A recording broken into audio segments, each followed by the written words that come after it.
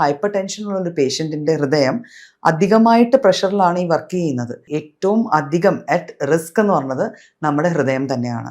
അപ്പം ഒരു BP patient അല്ലെങ്കിൽ ഹൈപ്പർ ടെൻസീവ് പേഷ്യൻ്റ് പ്രോപ്പറായിട്ട് മരുന്ന് കഴിച്ചില്ലെങ്കിൽ ഹൃദയാഘാതം ഉണ്ടാവാൻ അല്ലെങ്കിൽ ഹാർട്ട് അറ്റാക്ക് ഉണ്ടാവാനുള്ള ചാൻസസ് എപ്പോഴും കൂടുതലാണ്. പിന്നെ പറഞ്ഞല്ലോ, ഹൃദയമാണ് ബ്ലഡ് പമ്പ് ചെയ്ത് ഓരോ അവയവങ്ങളിൽ കൊണ്ടുപോവുക.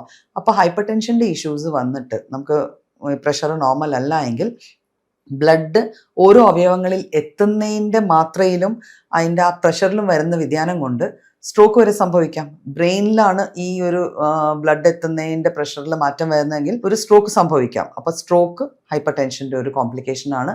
ഇതുകൂടാതെ കണ്ടിന്യൂസ് ആയിട്ട് ലോങ് ടേം BP കൂടിയിരുന്നു കഴിഞ്ഞാൽ ഈ പ്രഷറിൽ വൃക്കകൾ ബ്ലഡ് ഫിൽട്ടർ ചെയ്യുന്നത് കൊണ്ട് തന്നെ വൃക്കകളിൽ ലോഡ് കൂടുകയും റീനൽ ഫെയിലിയർ പോലത്തെ കോംപ്ലിക്കേഷൻസ് വന്നു ചേരുകയും ചെയ്യാം. ഹാർട്ടിന് പ്രശ്നമുണ്ടായി, ബ്രെയിനിന് പ്രശ്നമുണ്ടായി, പിന്നെ നമ്മുടെ വൃക്കകൾക്ക് പ്രശ്നമുണ്ടായി.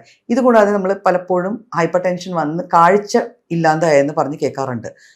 അവിടെയും ഫാക്ട് ഇത് തന്നെയാണ്. കണ്ണുകളിലേക്ക് പോകുന്ന രക്തധമനികളിലെ പ്രഷർ കൂടി അവയിൽ ചെറുതായിട്ട് ഒരു രക്തസ്രാവം ഉണ്ടാവുകയോ ഒക്കെ ചെയ്തു കഴിഞ്ഞാൽ പലപ്പോഴും കാഴ്ച തന്നെ ഇല്ലാതെ ആവാനുള്ള ചാൻസസ് ഉണ്ട്. അപ്പം ഇത്തരത്തിലെ കോംപ്ലിക്കേഷൻസ് നമ്മുടെ ബേസിക്കലി ഹൈപ്പർ ടെൻഷനുള്ള പേഷ്യൻസിന് പ്രോപ്പറായിട്ട് ട്രീറ്റ് ചെയ്തില്ലെങ്കിൽ ഉണ്ടാവാം.